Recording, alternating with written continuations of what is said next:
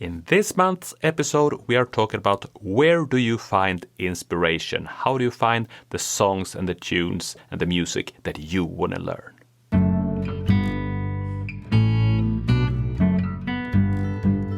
Hey there, music makers. I'm Griffin. I'm Magnus Zetterlund. And welcome to the Mandolin Secrets podcast, a show where we take a deeper look at what's happening in the world of mandolin secrets. Each episode will tackle our question of the week, unpack the latest mandolin secrets lessons, and answer your questions about mandolin, guitar, and all things music. In this month's episode, we're going to be discussing where do you find the songs and tunes that inspire you? Do you have any musical goals for 2025? Magnus has a new YouTube video that he'd like to share with us, and I've got a little trick up my sleeve here, too, that we'll share later.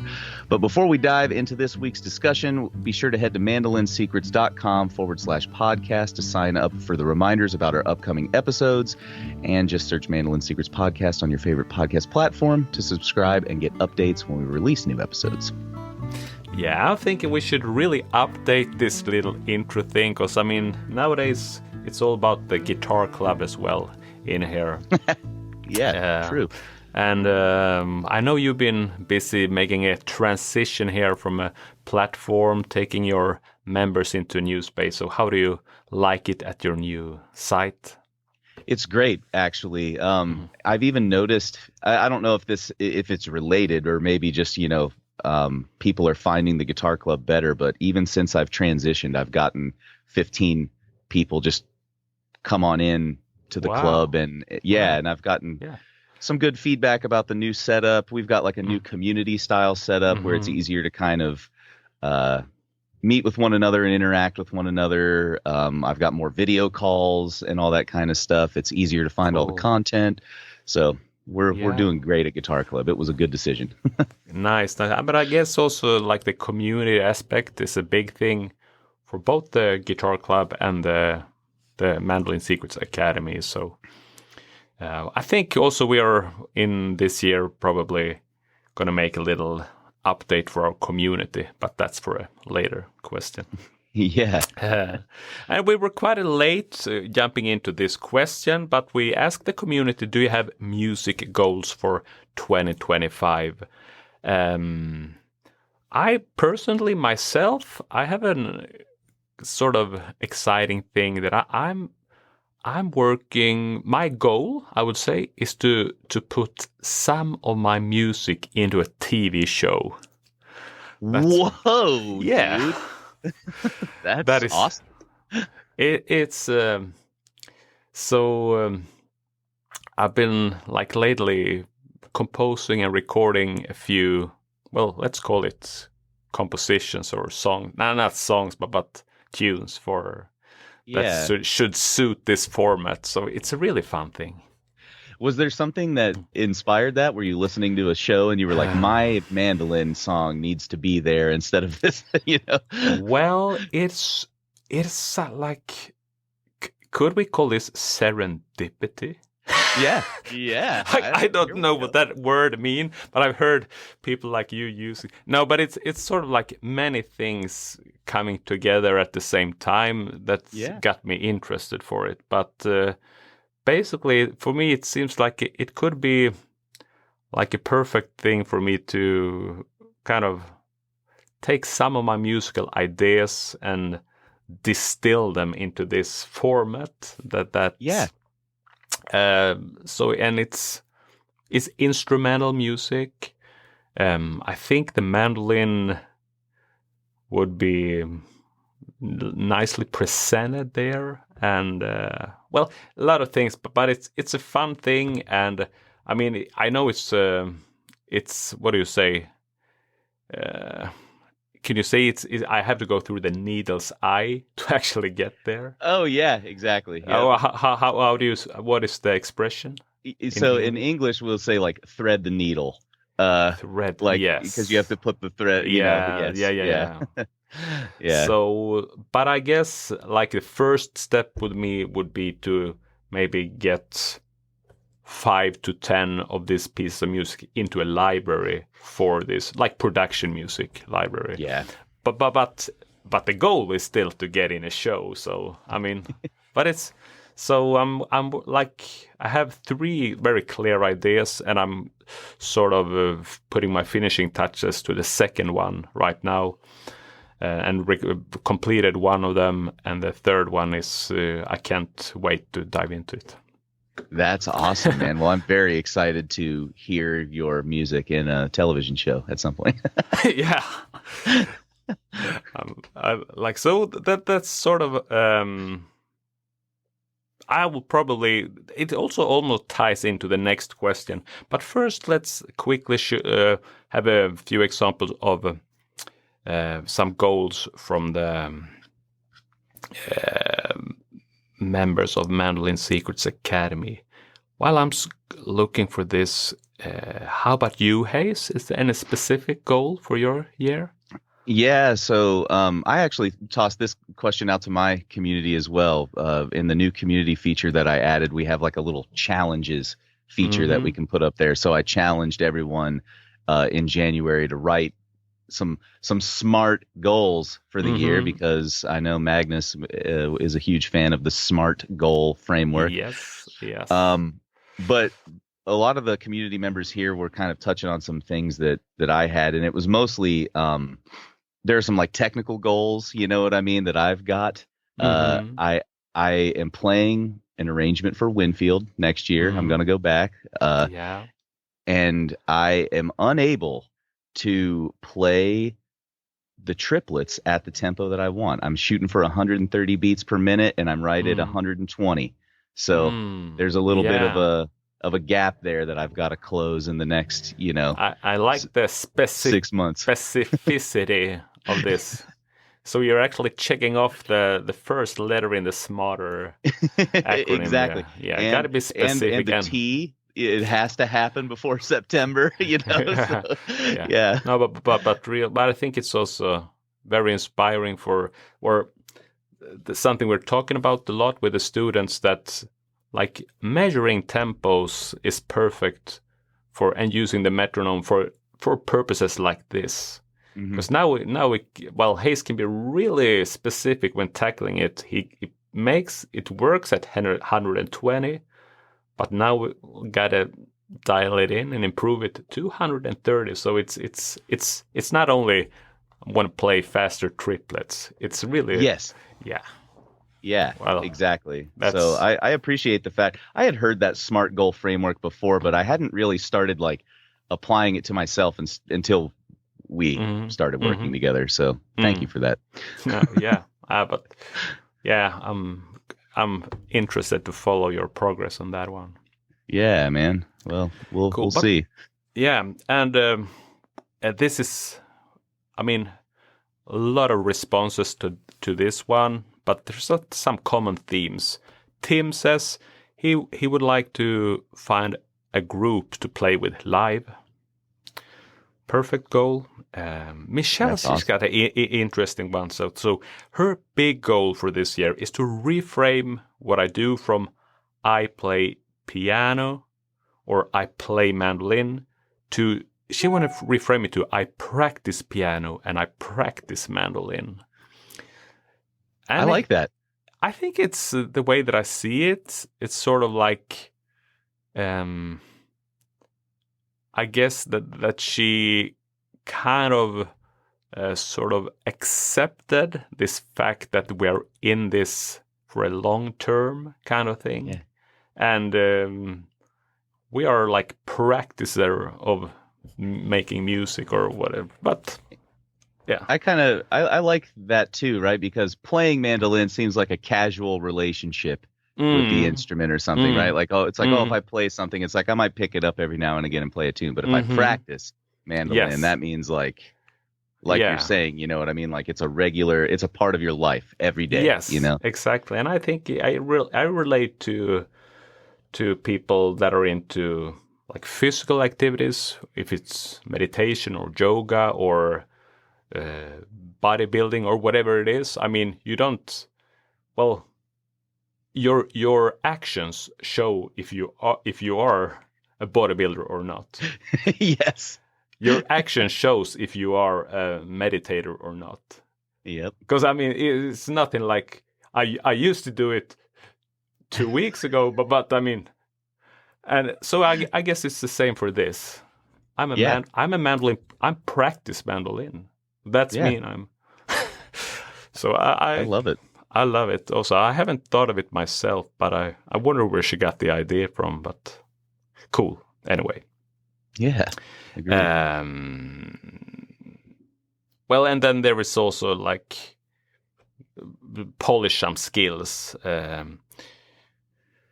for Christian. He want to do Brazilian music. Elliot want to broaden what he can do with rock, blues, and jazz, and etc. And Charles, he want to develop his right hand action. So, well, it's everything here from Gail, get comfortable playing up the fretboard. Yeah, it's like you're reading the answers that are in my community as well. You know, there's some common goals here. I like it though, right? Like people are realizing what they need and they're playing. Yes, that's perfect. Heading for the next question that we asked, it was this one. Where do you find the songs, tunes that inspire you? Want to start with that one, Hayes?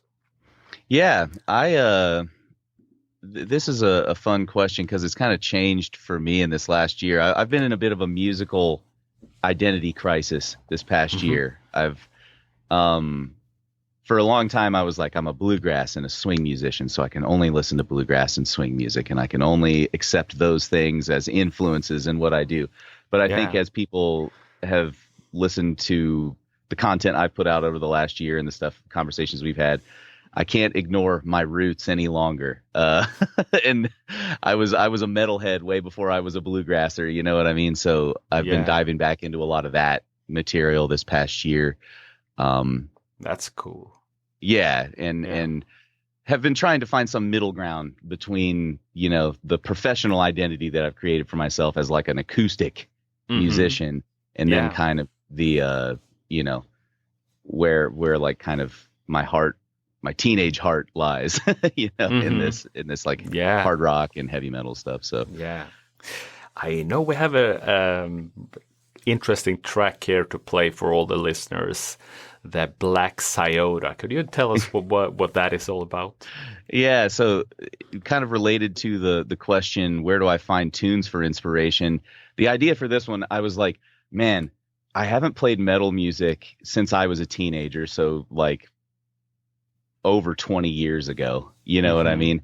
And I was like, I'm so out of touch with the repertoire of that genre, but I've been practicing a lot of the techniques and things like that from these like online courses I've been taking and stuff. So my idea was like, well, maybe I don't need to know the standard repertoire of metal. Maybe I can take the standard repertoire that I already know and make it metal, you know? So this one is kind of my reinterpretation of the tune Big Sciota. I love it. Yeah. So maybe that's enough. We got to take a listen to it. So playing it back here.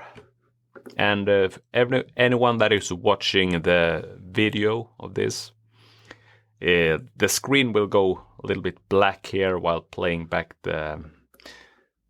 this audio example. But yeah, we'll be back in a minute. So here it is, Big Sciota.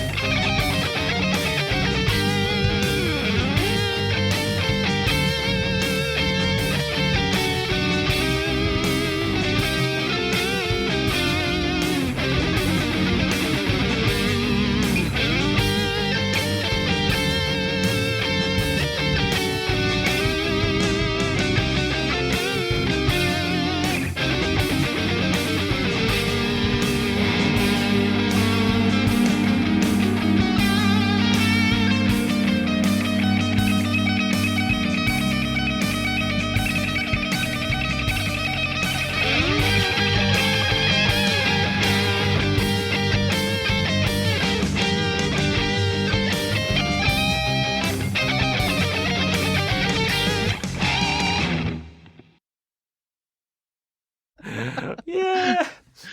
That's lovely.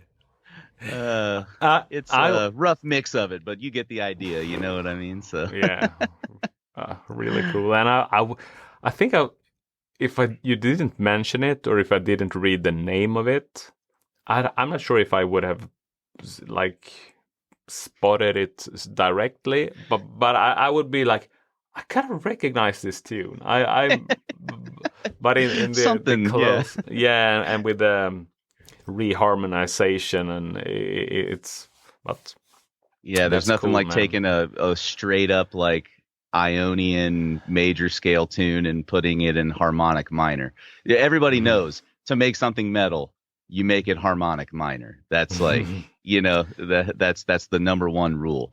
I think, yeah, it's favorite scale of Yngwie Malmsteen. Yes. I mean, you've invoked the name, you know, like the number one Swedish guitar player of all time, right? But honestly, Yngwie and you know, Paul Gilbert, Marty Friedman, all these guys, I've been listening to so much of it over the last year. And definitely like Yngwie's Odyssey album. I don't know if you've listened to that. No, I don't. Yeah, you should check it out sometime. You Yes, know, it's a bit absolutely. of Swedish national history, right? Oh, you know? yeah. But it's that was a huge inspiration and lots of like Phrygian dominant harmonic minor kind of stuff going on there. So that was definitely in my ears when I was playing or arranging. Yeah. Still some cleaning up to do on this one. I think I need to rework the harmonies a bit, and I've still got my software drum tracks on there. But you guys will probably see a finished video of this one sometime in the next couple months. Yeah, I would love to see it. And I mean, we talked about this before starting the recording today. That long time you and me released something. I mean, I would love to see this on all the streaming platforms as well. Yeah, it'll be there. So Liz, some comments from the community. Elliot, where do you find songs and tunes that inspired you? And Elliot had a funny thing that he's listening to a folk and country rock station in Sweden, actually. Kenta's Corner. That is every day, or like every other Thursday. And but Elliot is listening to that for, well, classic rock and country rock music, so he finds a lot of inspiration from there. I like but otherwise, here is that word Dale says, serendipity. If there is a magical source of musical surprises, I've not found it yet, but so from everywhere, I guess. Brendan he goes to pub sessions. At the jam sessions, there's tunes popping up. Gail says place. she finds in the inspiration comes from everywhere: recordings, websites, suggestions by my teacher, jam groups, etc. But for me, this is really interesting now that I'm kind of open up my ears to. Or I've always been interested in music, in TV and movies and all that. I've always been like this, you know, at the theater, we're sitting there until the very end. Who's playing the instruments? What songs are there? In the after texts coming there in the end and all that. But now also now that I'm trying to kind of compose music that should fit into some. It's really nice just by watching TV with my family, my kids, and so like, this is because that's something I heard now that I'm trying to understand this business more. That everything you can hear synchronized in TV or a commercial or whatever it might, everything you can hear, music like that is sort of sought after. Yeah. So it's a really nice way to get inspiration now, like from watching TV with my family. And I think that's really cool too, because that's usually something, at least for me personally, when I'm watching TV, I feel the effects of the music. on television, meaning it like usually is there to evoke some sort of emotion or like help tell the story, right? Yes, yeah.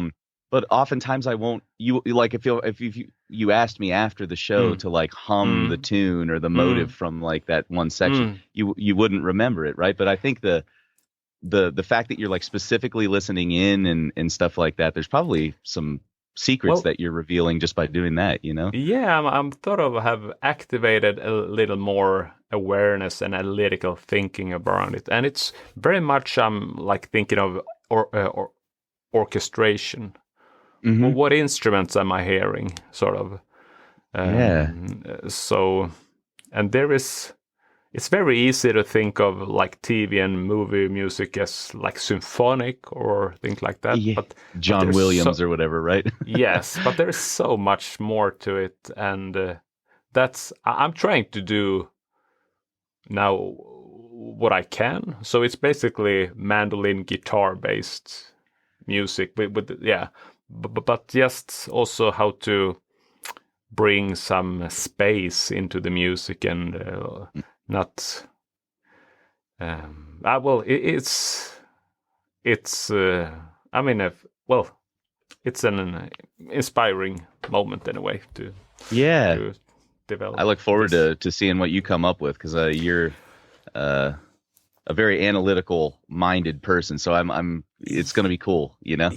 Yes, and I think also I mean ideally this will be music that is also suitable for teaching the students and all that.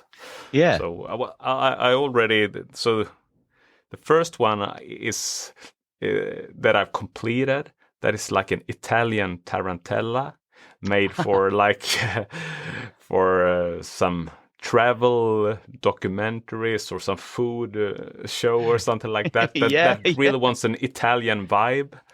So, but right there, the mandolin, and I think it's fun music to play as well. Yeah. And what says Italian food more than the mandolin? You know what I mean? You got to have some. Did you ever see?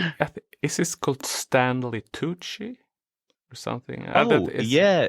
There's a famous show here in Sweden. He's traveling Italy, trying different foods, and so I can see this. Getting some inspiration from that end. Yeah, see if someone can slip them a CD next time. You know what I mean? Like this would be perfect for your show.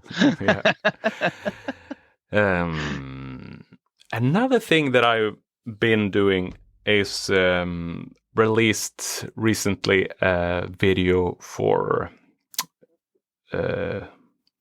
mandolin amplification and showing my pedal board. And in this video, I also played back like 5 different music examples using some effects with my mandolin. And I can recommend, it's like a 15-minute long video for people, but I thought it would be cool to just play back the music examples here quickly. Love to hear it. So, and I guess in this video, it's also a way for me to present a microphone that I've been using lately. It's the Schertler mandolin microphone, the one that you attach to the top of your instrument. But it's remarkable how good this the microphone sounds. So it's really a plug and play piece of equipment that I can recommend to everyone, especially if you want to include some effects to your playing. So playing it back here, it's almost 3 minutes long, but as I said, it's 5 different examples, so here we go. So a complete dry sound would be like this. And with a little bit of reverb, it would be playing some jazzy things.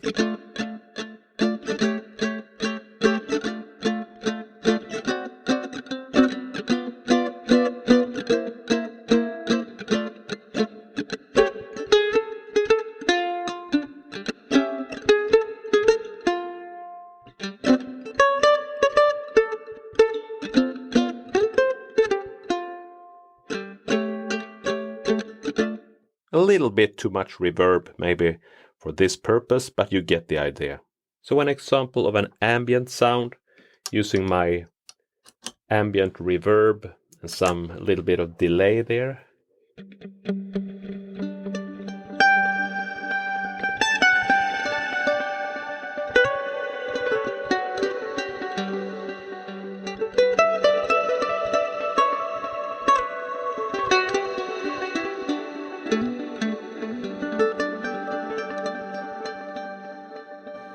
I can also go for a more rhythmic delay, like this.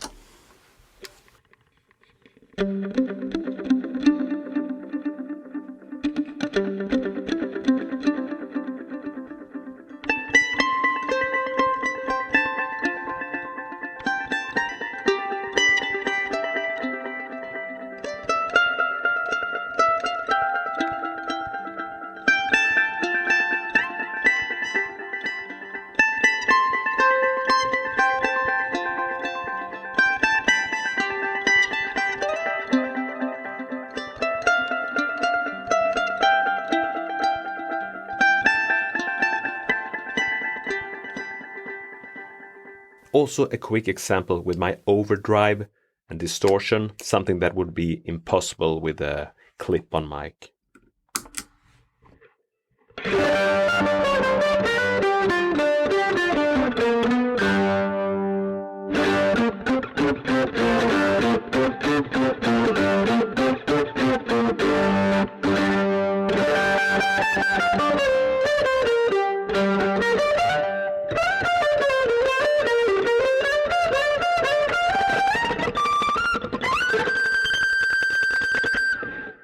This is also a really nice ambient sound that I like to use.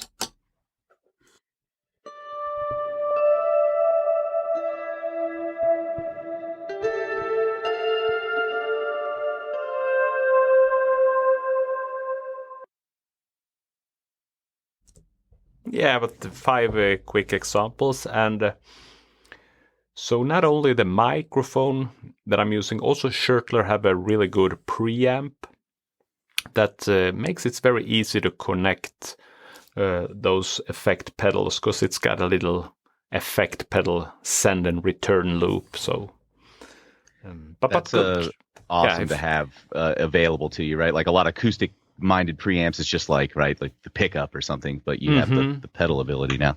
Yeah, great tones, man. I love the sound of that. Thank you. And well, if anyone is curious, check out the complete video. And I gotta say too, you're gonna have no problem at all getting those sync tracks on TV shows if you just stick with that rhythmic delay. And I was listening to that when I was like, that's the music that I hear in the back of a television show right there. Yeah. I mean, well, it's sort of, that is one of the musical ideas that what to do with this sort of. Yeah. And I played it with my band Nordic, and it was, well, didn't really stick there. And it's like, should I just, what to do with it? And then I thought, well, then from another end, I was like getting in touch with a guy who were doing this kind of music, who is doing it very successfully. And then well, maybe it's something one can learn. So taking a small step into the world. Love it. Yeah. All right. Thanks, Hayes. This has been really nice. I'm really, there's nothing more to add to it from my end. Anything you want to say before we're leaving the listeners? No, just go ahead and check us out at mandolinsecrets.com/podcast if you want to catch up on previous episodes and stuff. But it was great chatting with you today, Magnus. I need to go play with my Schertler some more, I guess, you know? Yeah. Okay, thanks everyone for listening. And until next time, always remember, be a music maker.